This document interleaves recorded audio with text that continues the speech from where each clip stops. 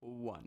Ladies and gentlemen, the Nick Foles Gardner Minshew battle isn't over just yet.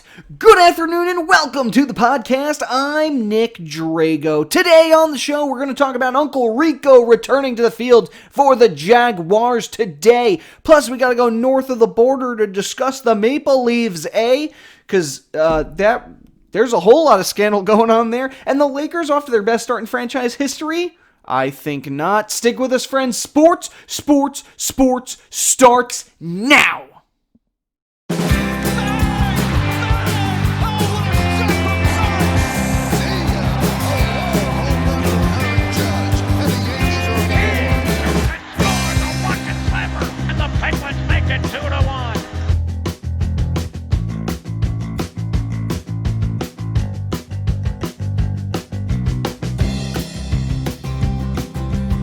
And welcome to the Sports Podcast with me, your host, Nick Drago.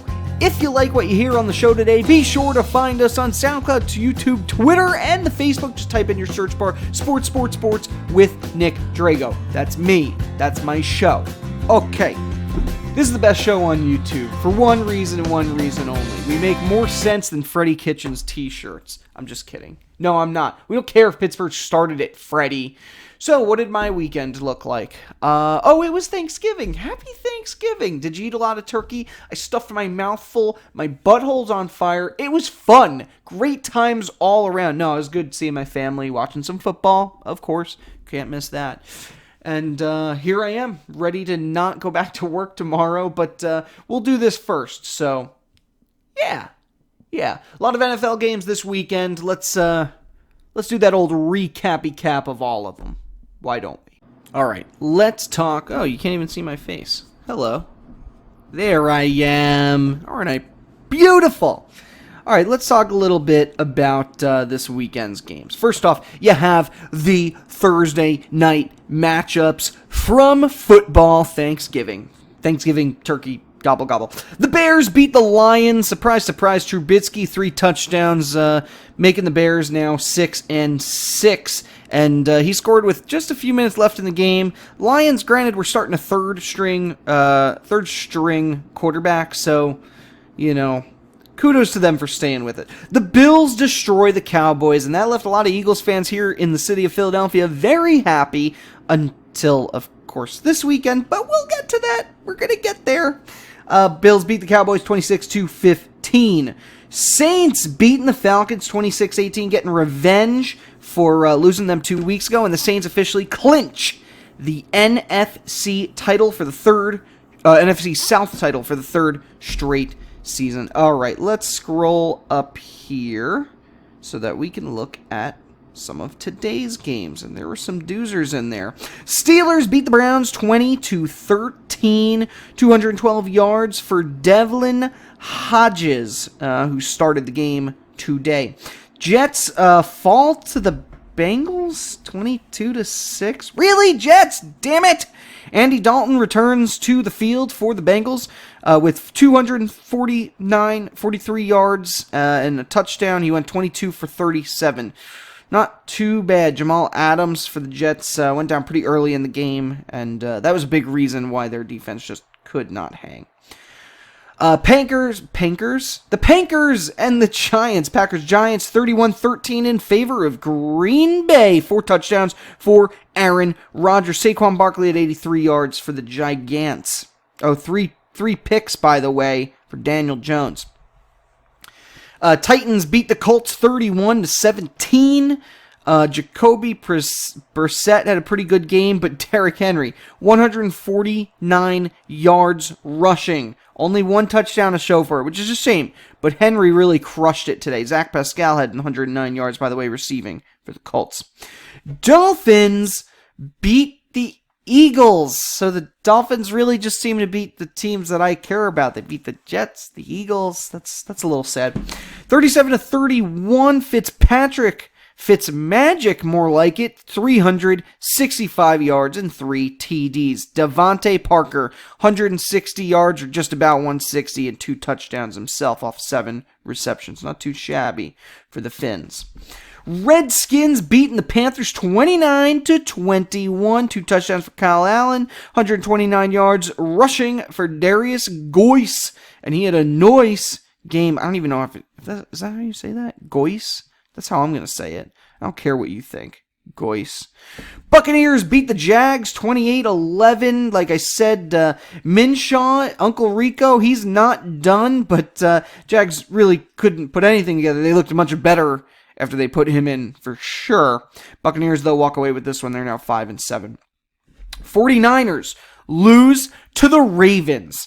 We were all amped up for this game. 49ers-Ravens played in the Super Bowl a couple of years ago. Was that 2012? I want to say that was 2012. These two teams played in the Super Bowl. Both teams now are 10-2 after this win. No words. Very exciting game. Came down to the wire. Ravens scoring that field goal in the fourth is what put them over the top. Garoppolo, not a great day, 165 yards. That was a game. And a lot of people are hoping this could be a Super Bowl matchup, but 49ers show they can't quite hang with the big boys just yet. The Ravens, however, have beaten both the Patriots and the 49ers this season, and I would really think about putting my money on them to win it all. But you never know with these things. Rams beat the Cardinals 34-7. Jared Goff, 424 yards, 2 TDs. Gurley looked pretty girly. Now, he looked pretty good. 95 yards on 19 carries, 1 touchdown, and Robert Woods had 172 yards receiving. Broncos beat the Chargers 23-20.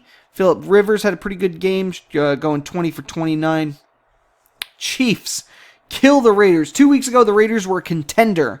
Now they're 8-8, and they are not looking good. Raiders didn't score till the fourth quarter today. Chiefs won it 40-9. Whew. Doggy dog. Patriots and Texans, by the way, that game's going on right now. No score in that one.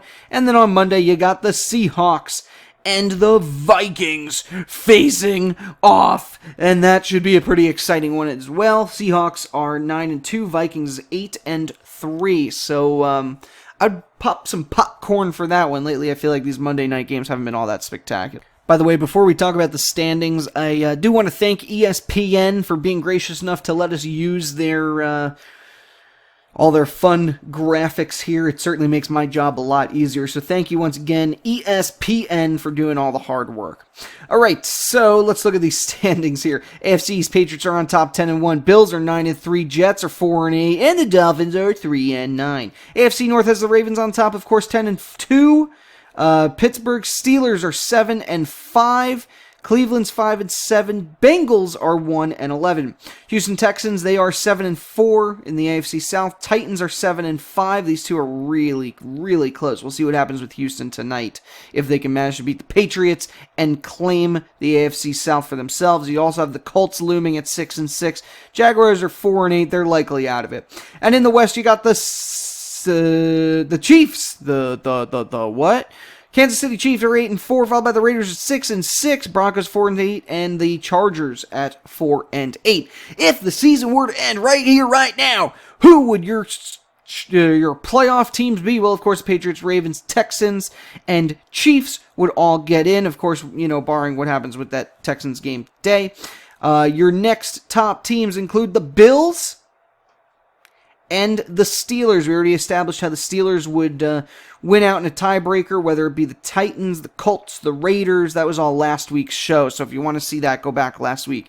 But it would be the Bills and the Steelers right now, and the Steelers have a bit of a streak going winning their last 2 games, so they look like they're in a better spot this week. I still wouldn't pick them for the Super Bowl. Honestly, it's going to be either the Ravens or the Patriots from this conference. The Chiefs are good. Mahomes is really good, but they've struggled this year. Pat Mahomes didn't look like the same. He doesn't look like the same player he was a few years ago. He did have the knee injury. Maybe he'll be feeling 100% by the playoffs, because remember, that was about the time frame I gave on when he hurt his knee a few weeks ago. because of a patellar dislocation. That does take time to come back from. So I'm going with right now, I'm going to go with the Ravens. The Ravens seem to be on fire. Lamar Jackson could be MVP this year. The Patriots, meanwhile, yes, they are good. They're really good, but they're looking a little shaky. All right, let's look at the NFC. You got in the East, the Cowboys at 6-6, followed by the Eagles at 5-7, Redskins 3-9, and the Giants 2-10. In the North, the Packers are 9-3, Vikings play tomorrow, they're 8-3, Bears are 6-6, Lions are 3-8. NFC South, the Saints have already clinched this one, they're 10-2. They didn't clinch the conference. No way. No, just the division. 10-2. Buccaneers are 5-7. Panthers 5-7. And the Falcons are 3-9. And the 49ers are 10-2. Seahawks 9-2. Again, they play tomorrow. Rams are 7-5. And the Cardinals are 3-8. And the playoff teams, of course, for the NFC would be the 6-6 Cowboys. We could have a losing team get into the playoffs this year, and that's sad. Really sad, actually. 6-6 Cowboys for the East. You have the Packers, you have the Saints, and you have the 49ers. Those are the obvious contenders. And then after that, you'd have the Vikings and the Seahawks. Regardless of what happens today, Vikings and Seahawks look like they're in a pretty darn good position to get in. The Rams are close. The Eagles, if they could string along a few wins and take over the Cowboys in first place, they're kind of close, but for the most part, the NFC looks like it's pretty cut and dry. And a quick look here at what's coming up this week. Dallas and Chicago will be playing Thursday, by the way, but you have a couple decent matchups in here. Baltimore and Buffalo, those are two playoff contenders that'll be facing off on Sunday. You have, San Francisco and the Saints. That's another exciting matchup. So I would definitely want to check that one out. And you have Kansas City, New England, and you have Seattle and Los Angeles. So a lot of really good games. Unfortunately, the Seattle-LA game is going to be a late one. I know my folks here on the East Coast do not like staying up late for those games because, dang it, at 8:30, I'm just tired. I want to go to sleep. And then the Monday night game is New York, Philadelphia. There could be some implications there, depending on how Dallas does against Chicago. Dallas is playing, well, I wouldn't say a short week because this will be their second Thursday in a row. And same with the Bears. So it's not really a short week for either team. Eagles will get a slightly longer week, but then, a short week the next week. But that's beyond the point. And before we move on, there's one big story out of the day today. Greg Olsen concussed. Guy who hit him right in the head, Ryan Anderson, he will be, I think he was pulled from the game. Wrote that down in my notes. But unfortunately, Greg Olsen came back this season. He was ejected. Ryan Anderson was ejected for that hit. For Greg Olsen, this is the first time in 3 years that he was having a healthy season. He was being wooed by many networks to come join their analytics team and be on air. And Greg really decided he wanted to come back and prove he was still one of the best tight ends in the game. He's had multiple ankle issues the last few years. The Carolina Panthers really haven't been that great since they made it to the Super Bowl just 4 years ago. The team was bought out by Tepper. That was in 2018. Since that time, they've been 12-16. There's going to be some moves made on the Carolina Panthers because as of this weekend, right, they're officially out of the playoffs for the third straight season. And that stinks because they should have been better than this. It's very likely that Ron Rivera will be let go as coach before the end of the year. So keep your tabs on that story, your eyes on that story. Greg Olsen, it's hard to say with a concussion when he'll be coming back, if he'll be coming back this season. So expect some big change on the Carolina front. Now, I'm going to go take a quick break, probably shower, shave, brush my teeth, whatever it is, all in 30 seconds.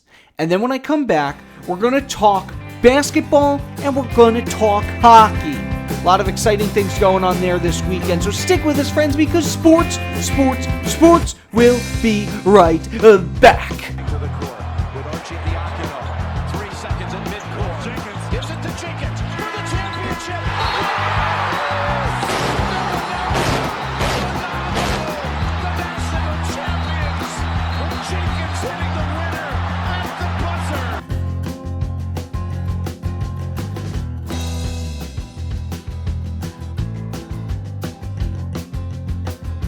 Hey everybody, it is Jamie Grum here. I am just trying to introduce you to a new podcast that I will be in with my friend Nick Drago. It's called Big Spoon, Little Spoon, and what we're going to do is just pick a random topic out of a hat, talk about it, see if we can learn anything, and just have a little fun. So if you want to contact us, see us, we are going to be on Facebook, Twitter. You can email us at wehatesports@gmail.com, and you can also find us on all of your favorite podcast apps. Look forward to seeing you. 3 seconds at midcourt. Jenkins gives it to Jenkins for the championship.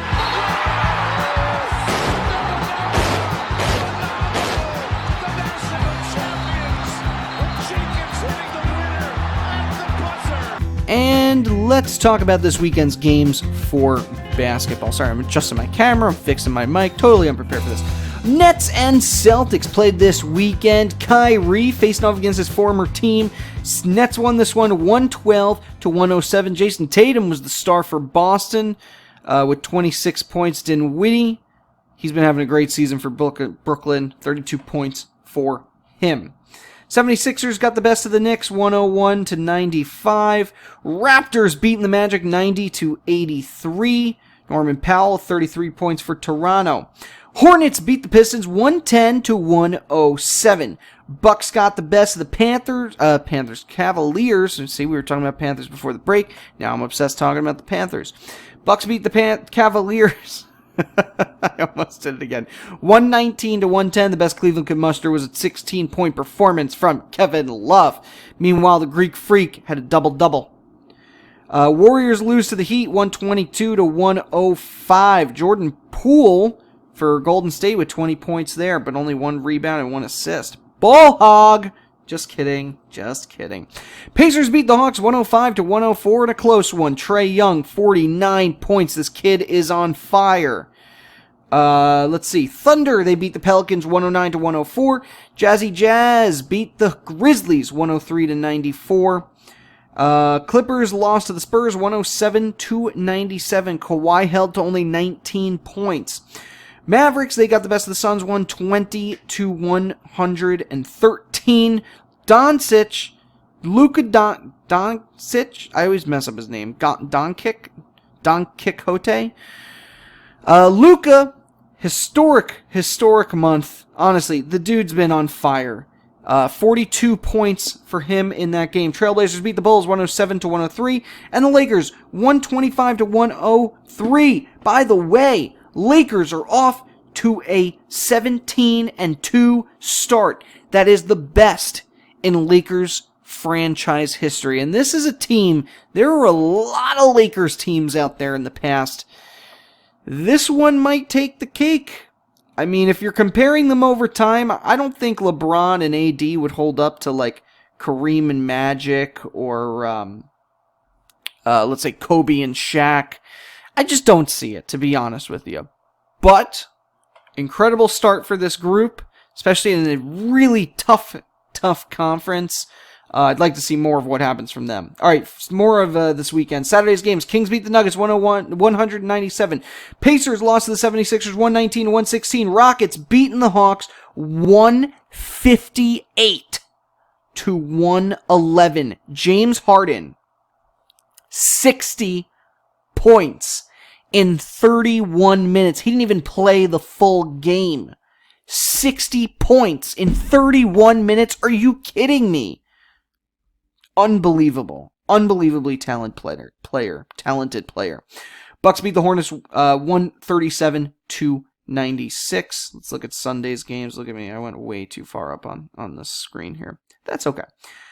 Heat beating the Nets 109-106. Dinwiddie doing it again for Brooklyn. 29 points for him. Celtics beat the Knicks 113-107. Knicks look pretty good going out of the gate and had the lead at halftime, but they just couldn't hold it. Could not hold it. Jason Tatum, 31 points there. Julius Randle, 26 for New York. Grizzlies beat the Timberwolves 115-107. Mavericks beat the Lakers 114 to 100. I spoke a little too soon on the, Lakers start. But 17-3 is really good place for them to begin. Thunder's beating the Pelicans 107 to 104. Pistons beat the Spurs 132 to 98. Christian Wood with a double-double in that one. Raptors beating the Jazz 130 to 110. Magic beat the Warriors 100 to 96. Warriors still have only won 4 games this year. By the way, Willie Cauley-Stein was the best player for the Warriors on the floor with 11 points and 12 rebounds. Not really a promising day. And then the Wizards and Clippers, they play late tonight, so I won't have the score for you there. And let's see those standings. The Bucks are on top in the East with a 17-3 record. They've won 11 straight, followed by the Raptors, who are 15-4. The Heat are 14-5. Celtics have been dropping lately. They're only 6-4 in their last 10, but they're still 14-5 on the season. Sixers, meanwhile, are doing pretty well. They've won their last 3 games. They're 14-6. Pacers 12-7, and then you got the Nets that are 10-10 after that loss today, and the Magic. The number 8 seed right now is the 7-11 Magic. That's how sad the rest of the East is. After that, you got the Hornets, who are pretty close at 8-13. The Wizards are only a half game back at 6-11. You got the Pistons at 7-13. The Bulls at 6-14. And then you got the Cavaliers, the Hawks, and then, of course, my guys, the New York Knicks at dead last. Realistically, based on where Orlando is right now, it is still anybody's. Any one of those teams could get in that 8 slot. Obviously, I don't see the Knicks or Hawks getting anywhere anytime soon. Hawks have lost 10 straight games, by the way. Knicks have lost 6 straight games. So I don't see either of them making the playoffs. Let's just put it there. All right, meanwhile, on the west side, I already talked about the Lakers at 17-3.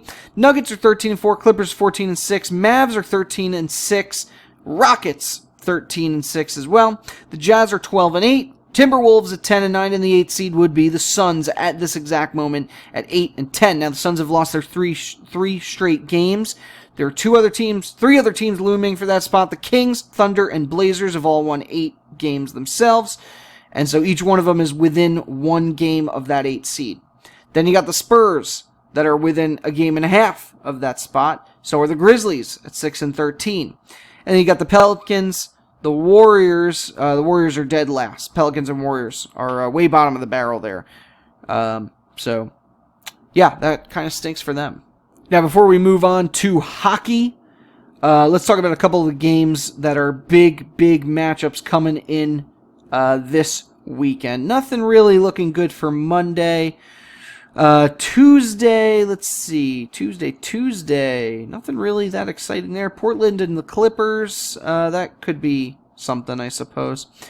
Wednesday, it looks like you have Milwaukee and Detroit. Those are 2 playoff contending teams. Boston, Miami. That's going to be a fun one at 7:30 on Wednesday. Let's see, Minnesota, Dallas, Los Angeles, and Utah. You got 2 playoff teams there. Portland and Sacramento. That could be interesting because both teams are really pushing for that last playoff spot. And then Thursday games, you got Houston and Toronto. You're not going to want to miss that one. You got the defending champs in Toronto taking on, I'm still shocked. 60 points in 31 minutes. James Harden, man. Absolutely crushing it. So Houston and Toronto playing each other there. And then for the weekend on Friday, it looks like you have some big matchups. Denver and Boston. You got the Clippers and the Bucks. You're not going to want to miss that game. That's 8:30 on Friday, Clippers-Bucks. Sacramento, San Antonio. Those are 2 teams vying for that last playoff spot. And then LA and Portland. That's a late one. And then by next Saturday, not too much excitement going on there, actually. You could probably tune that day out. Houston and Phoenix, maybe. That could be fun, I guess. But that's basically it. All right, let's look at some of the hockey games from this weekend. Penguins Penguins lost to the Blue Jackets 5-2. Nyquist with 3 goals on that one. Nice little hat trick for them. The Bruins got the best of the Rangers, winning 3-2. Bruins are off to a huge start this season. Maple Leafs with a coaching change midweek. We're going to talk about that in a few minutes. Didn't go well for them in the first game. Sabres beat them 6-4. Red Wings lost to the Flyers 6-1. Avalanche beat the Blackhawks 5-2. Wild's got a win over the Senators 7-2. Jets beating the Ducks 3-0. Sharks beat the Kings 4-1. Sharks are on the up and up now with a winning record and hoping to make some waves in the West.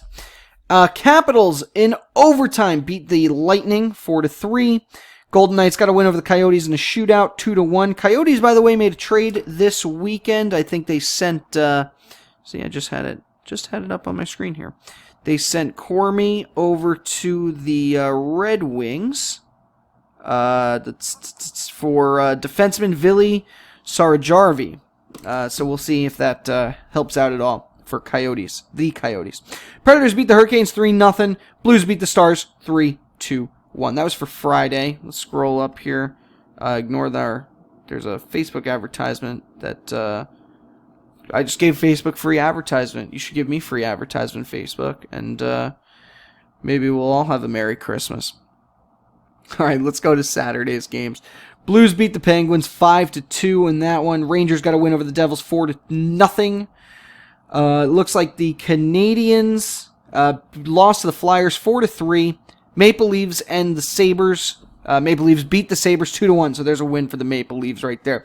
Capitals beat the Red Wings 5-2. Hurricanes beat the Lightning 3-2. Good win there for the Hurricanes. Predators and Panthers, with the Panthers shutting them out. 2 goals in that game for Stralman for Florida, so Panthers with a big win there. Islanders beat the Blue Jackets 2-0. Senators lose to the Flames 3-1, and the Sharks, they beat the Coyotes 4-2. Avalanche got a win over the Blackhawks 7-3. Oilers lose to the Canucks 5-2. Huge win for the Canucks that are trying to make some waves as well. Kings beat the Jets 2-1. That was the last game there on Saturday. Let's see if we could scroll up here without invoking the advertising gods. So 2 big losses for Pittsburgh this weekend. That's got to sting. One was against a really good team in the Blues, although they haven't had a great start to the season. The other one was a game they really should have won. Sunday's games, you got the, there's one's over, right? Wild beat the Stars in a shootout 3-2. Mikko Koivu, by the way, was the one who scored that winner. Bruins are losing to the Kappa Canadians at the Kappa Canadian. Canadians are winning 1-0 at the end of the second period. Oilers and Canucks will be playing today, so look for that one. Let's see the standings. All right, starting with the Atlantic, the Bruins are ahead with 41 points, 10 ahead of the Panthers, who have 31. Maple Leafs have 30, so a big win for them helps put them back in playoff contention. Sabres at 29, Canadiens 28, Lightning at 27, and then you got the Senators and the Red Wings all the way down at the bottom. They're probably not going to catch up. Lightning were looking like they were on the rise, but then lost 3 straight this week. Canadiens have lost 7 straight, and that really hurts when you consider they started their season. They're right now 11-9-6. Not good. In the Metro, the Capitals remain on top at 43 points. They've won 3 straight. The Islanders are looking really good right now, too. They're 36. Flyers are 35. Hurricanes at 32. And the Penguins are at... Hurricanes are at 33. Penguins are at 32. And don't think it's over yet for the Penguins, because every time they win the Stanley Cup, you're usually at this point midway through the season. So, not over yet for that squad. The Rangers are 29. Jackets are 26. And the Devils are at 22 points. Let's look over at the... the wild card teams right now, by the way, would be the Hurricanes and the Penguins were the 2 wild cards. All right, into the West. Into the West we go. Blues! The Blues are on top of the Central with 40 points, followed by the Avalanche at 34. Jets at 33. Avalanche, by the way, have won 3 straight, really pushing themselves up there. The Stars at 33. Predators at 28. So are the Wild. They're also at 28. And the Blackhawks all the way at the bottom at 25. Stars, by the way, have lost 3 straight. They were in a huge, absolutely unbelievable roll this week. They've lost their last 3 games, so now they're 7-2-1 in their last 10. In the Pacific, the Oilers remain on top with the Coyotes right behind them, and then the Sharks. This is just a weird division all over. People would have laughed if you told me the Oilers and Coyotes would be all the way up there. Canucks at 30, Knights at 30, Flames at 30, and then you got the Ducks at 26 and the Kings at 24. So there's a whole lot of log jam going on in the Pacific. Right now, if the lines were drawn and the playoffs were to start, it would be the Canucks and the Stars as your 2 wildcard teams in the West. Like I said, Oilers and Coyotes back and forth right now. Back and forth. Absolutely crazy things going on in that conference division. Now, before we wrap up the show, I got to talk about the Maple Leafs. I mentioned they won a game this weekend, which is big. New coach comes in, taking over the fold. What happened to Babcock? So, for those of you who aren't big NHL fans, you may never have heard of the name Mike Babcock, but he's actually an important coach in the NHL. He's won 2 Stanley Cups, one with the Ducks, which was wildly unprecedented at the time, and the other one was with the Red Wings way back when they were a huge contender. Those are the days of Lindstrom, Pavel Datsyuk, all of them. Chris Osgood was still there, yeah. So anyway, the Maple Leafs have a pretty darn good lineup right now. Tavares, Mitch Marner, Auston Matthews. I mean, they look like they could be a contender. But in the last 3 years, they haven't quite made it past the Bruins or the Lightning or whatever random team happens to be good this season, like the Panthers and the Sabres. So essentially, Maple Leafs leadership, that they decided to let Babcock go. He wasn't getting the players to play any better than they have the last 3 seasons, and things weren't looking quite as good going into this season as well.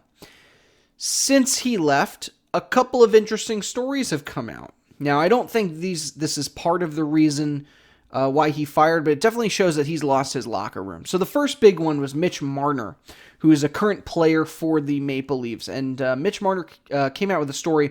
During his rookie season, Babcock pulled him aside and asked him to rank his teammates from the hardest working to the least hardest working. And he said it was between them. And then after Marner wrote the list and handed it to him, because who's going to refuse that order, he then took it, made copies, and handed it out to all of his teammates. It was the type of move that is meant to help motivate. It's the type of move that's meant to help inspire. But in today's world, that doesn't really connect with the younger players. If somebody did that to me, I'd be pretty darn ticked off. But I can't even say today's world because apparently back when he was coaching the Red Wings, they would go to the GM every season and tell them they need to fire this guy. Babcock wears out his welcome with players, and that could really hurt him on the job hunt, especially with these stories coming out. This might be the last time we see a man like that coach. If you want to compare him to somebody like Mike Sullivan, who's a very positive person, Dan Bilesma, same way. Those are positive influence. I know I just named 2 Penguins coaches. I get it. Yeah, the ways of Babcock, not great. And with that, another story came out very shortly after. Akeem Aliu, who was with, I think, the Rockford Ice Hogs, was not surprised by the Babcock firing and all the stories coming out because one of his proteges, Bill Peters, current coach of the Flames, or ex-current coach of the Flames, apparently would call Aliu the N-word on several occasions during his rookie year. And so after that came out, then the Flames had a talking to with Bill Peters, who then stepped down. So what you're seeing before your eyes is a culture change in the NHL. These younger players are not going to tolerate being spoken to in the way that maybe players were spoken to 10, 15, 20, 30, 40 years ago. But who knows? You might see a lot more stories like this coming out about coaches in the next couple of weeks. So you might want to stay tuned on that one. All right, I'm good. I'm tired. let's wrap this thing up. Special thanks, of course, to Johanna Drago. She is the logo editor, content designer, and set designer for this show. The music you hear is called Golden Sunrise by Josh Woodward. A link to his website can be found in the show notes. Special thanks, as usual, to my biggest fans out there, especially Mary Kay, Albert, and Joe Calabro. Thanks for listening. Thanks for enjoying the show. And all you other fans out there, too, I love hearing your lovely voices or, your comments, whatever. I love it. Thank you for tuning in. It's a real pleasure for me. Is that everything? If you like what you heard today, find me on SoundCloud, Twitter, YouTube, tweet, and the Twitter. Did I say that? And Facebook? I don't know. Find me on those things. Type in the search bar, sports with Nick Drago. That's me. And then you could use those, find our website, find, our YouTube, all that fun stuff. You can also email me directly, sports3xpodcast@gmail.com. Send me some things you want me to talk about on the show. Totally fine. I want to hear it. sports3xpodcast@gmail.com. With that, like, comment, share, Twitter, and email me because I'm done for today, and that's the only way you can contact me as of right now. Now, if you'll excuse me, I'm going to cry my eyes out because the New York Jets couldn't beat the freaking Bengals? Come on, guys. You can beat all these. You beat the Raiders last week, but then you lose to the 0-11 Bengals? So I got a box of tissues, a bubble bath, and some bonbons waiting for me because I need to recover from a horrible, horrible day of watching football. Stick with us, friends, because next Sunday we got more action for you, and I'll be eating for Friendsgiving, so I'll be even fatter than I am now. So stick with us because sports will be back in 1 week. Caw-caw!